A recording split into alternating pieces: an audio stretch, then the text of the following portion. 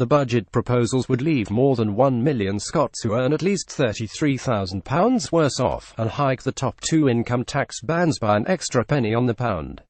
And although the small raise would see the majority of taxpayers take home only slightly less each month, experts have warned the changes could end up in the Scottish government losing out if high earners opt to move south of the border. The SNP's draft 201,819 budget plans are intended to raise extra cash for extra public spending and provide a small tax break for those earning up to £33,000. But following the announcement this week, Scottish Conservative leader Ruth Davidson told Scottish First Minister Nicola Sturgeon voters could not ever trust you again because the SNP had promised not to raise basic rate income tax for its whole term.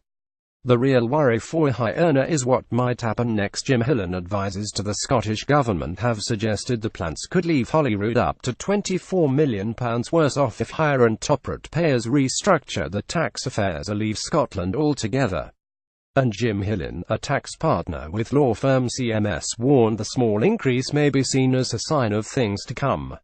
He said the real worry for a high earner is what might happen next. I would bet my shirt on it stopping at 1%. Get it? SNP's budget plans will see more than 1 million Scots pay more tax than the rest of the UK under the new plans. Someone earning £50,000 in Scotland would take home £85 more a year, but £655 less than a taxpayer on the same salary anywhere else in the UK. In addition, a Scottish resident on £120,000 would be £750 worse off under the SNP's proposals, and take home £1,455 less than someone earning the same amount in the rest of the UK. The Scottish Government took control of its own tax affairs under new powers promised ahead of the 2014 independence referendum. The devolved authority allows Holyrood to change income tax rates and bands, and the SNP's proposals would also see two entirely new bands created.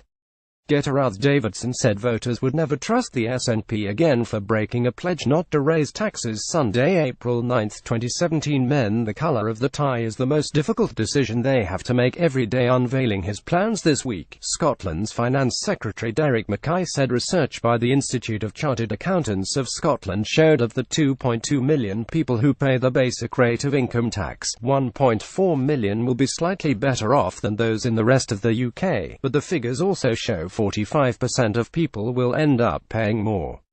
Mr Mackay told the Scottish Parliament those earning above £33,000 would only pay a proportionate amount more than they currently do.